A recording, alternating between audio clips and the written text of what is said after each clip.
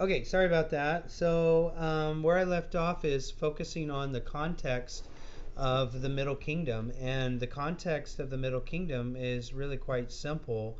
It was a time of strife, and just like World War II, a lot of the artists that came out in the 50s that shifted the attention of art from Europe to America were part of World War II. They fought in World War II. And they used the fine arts, the visual arts, as their conduit to bring out their emotions that were obviously holding heavily upon their shoulders coming out of a great war.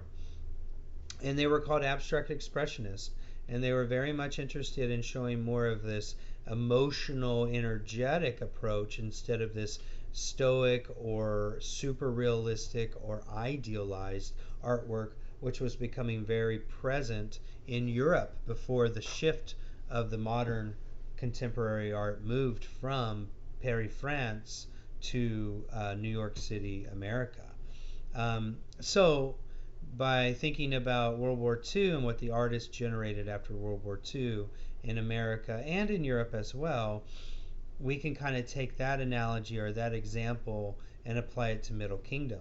So, whenever we look at these sculptures and we talk about these tombs and such in Middle Kingdom Egypt, it's pretty much the same thing as we have a lot of emotion that's happening at this time.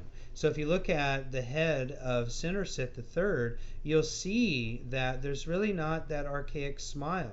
You'll see that there's more emphasis on very specific features of the pharaoh. It's less about idealizing him and it's more about showing his true form and shape and showing the emotions in his face in regards to his pharaohship or his rule as pharaoh for this part of the kingdom and this part of the dynasty.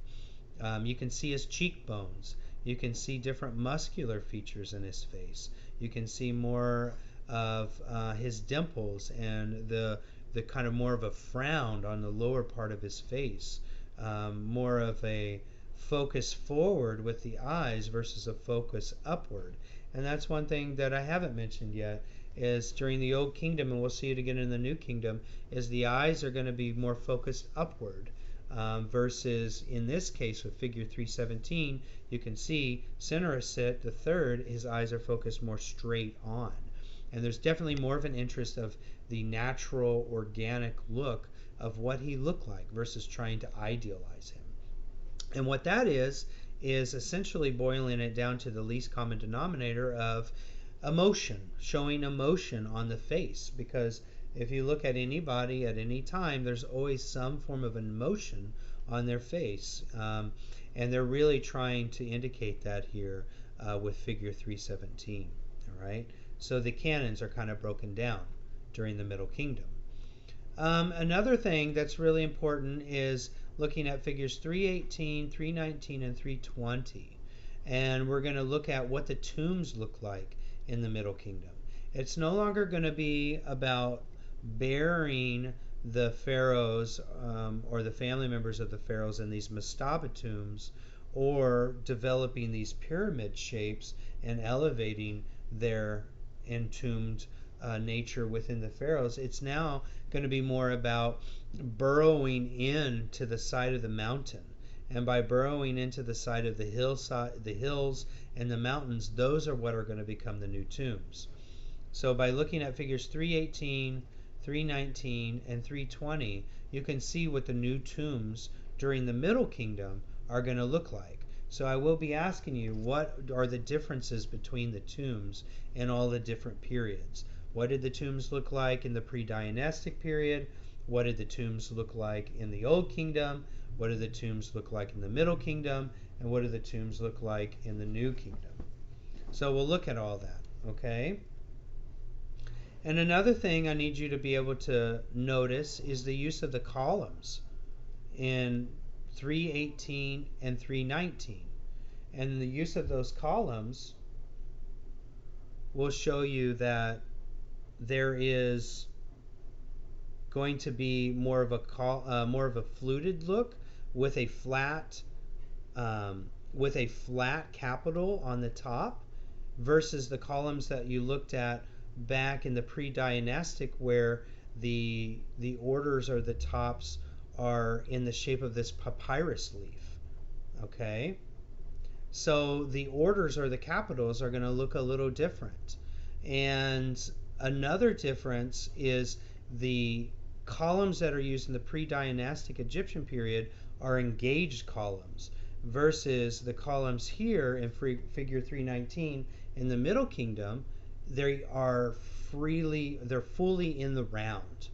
Okay, the columns are completely in the round. They're not locked into the walls, so they're disengaged or in the round. Versus the columns back in the pre-dynastic is they're interlocking with the wall, and that will be a difference, is that they're called engaged during that time. Then in figure 320 you can see the front of the tomb, the mortuary temple of Hatshepsut, who is the first female pharaoh, and this is what her tomb looks like whenever you first enter. And what I want you to be able to see is the combination of the ancient Mesopotamian ziggurat-like formation, as well as the causeway, which is that incline that runs through the middle, which is something that was used before going into the major temples or the major pyramids of Giza. All right, so she is combining, or she had all of this combined. All these different techniques and these different designs have been combined into one. All right, and another thing is she was so fond of her architect that she had her architect also have a tomb, a mortuary temple next to hers. So if you look back, there's in the very back of that image of 320, you'll see a slight incline that goes up into a little plateau that goes up into the mountain as well, and that's her architect. That's her chief architect's tomb. So that's how much she respected her architect, or in another way is her chief engineer of the temples and the palaces and such during her time. All right, so be able to know that during Middle Kingdom the tombs were carved into the side of the hills and into the side of the mountains. The last image that I want you to know in Middle Kingdom is figure 321, and then this is an offering sculpture of Hatshepsut herself. So by looking at figure 321, we're coming to the end of the Middle Kingdom and starting to shift into the New Kingdom, and we can see that she's bringing the Egyptian canons back. All right, there's the simplicity of form, there's the simplicity of geometric shape, that blockiness and that focus on the frontal and the profile that is present in the form. There's also the symmetry of the body. There's the archaic smile. There's no emphasis on hierarchical scale because there's no one else present. There's no emphasis of the leg going forward, and then there's no emphasis on the hieroglyphics. But all of these other elements in Egyptian canons are starting to come back. All right, they're starting to come back. And what I really want you to do is to be able to look at figure 321 of Hatshepsut and see and look at this in comparison to the sculptures of Gudea in ancient Mesopotamia. Because remember, the chief architects and artists in Egypt at this time are referring to the ancient Mesopotamians for these designs. Okay, they're taking what's going on over there in the Fertile Crescent, and they're transferring these ideas over into Egypt, as well as coming up with their own standardizations at the same time. So she's bringing it back. She's bringing those Egyptian canons back. All right. So she, again, is the rebirth of the Egyptian kingdom. She reunifies all these divisions, okay, that were happening during the Middle Kingdom. So when you see this sculpture, figure 321, this should let you know that the Middle Kingdom has come to an end and that the New Kingdom is beginning. All right. Now, one thing that did become interesting in the New Kingdom is there were some subtle interest in natural body. So if you look at Hatshepsut, you can see that she does have it carved where she has a slight belly on her, okay? It's not completely clean and crisp, all right? There is a focus on the organic nature of the human body. That is one thing that they're going to embrace. And the only reason that that became present during the New Kingdom is because of what happened for those 400 years in the Middle Kingdom and those emotional focuses on the idea of what the Pharaoh looked like versus the ideal of what the Pharaoh looked like. So more natural versus idealized. All right. Then let's see, what else can we look at? Let's go to the fouling scene. Where is that? We're going to jump to that. That would be figure 328A. Figure 328A. So you're going to skip a lot. All right. And figure 328A, the fouling scene from the tomb of Nibimu in Thebes, Egypt. This is all the way in the southern part, or the upper Egyptian part, which again is the southern part of Egypt. And with the fouling scene again, I want you to start to really see how those Egyptian canons have come back. And looking at this, you should see that there's the profile and there's the frontal elements to Nebamum,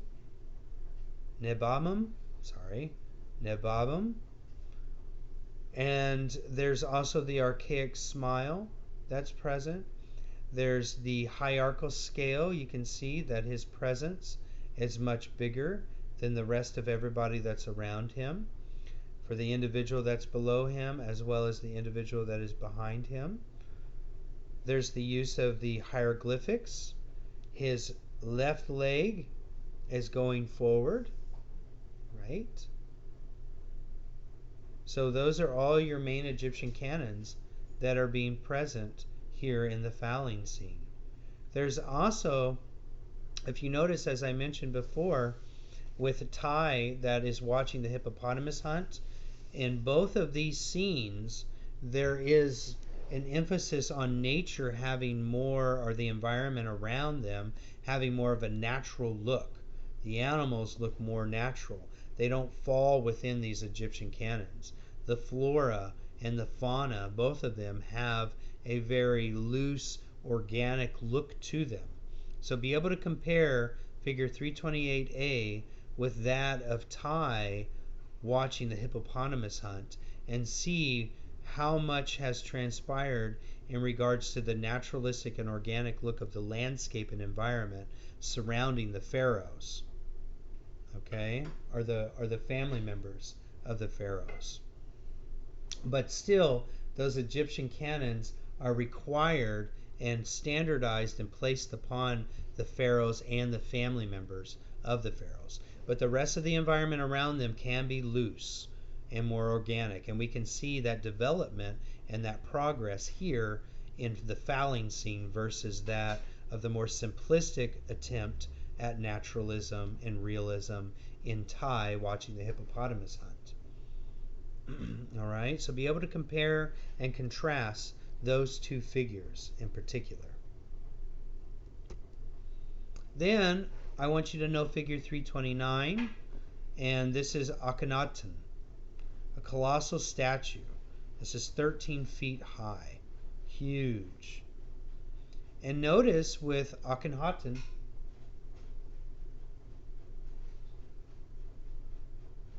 that there's an emphasis on, hold on a second, folks. Is that my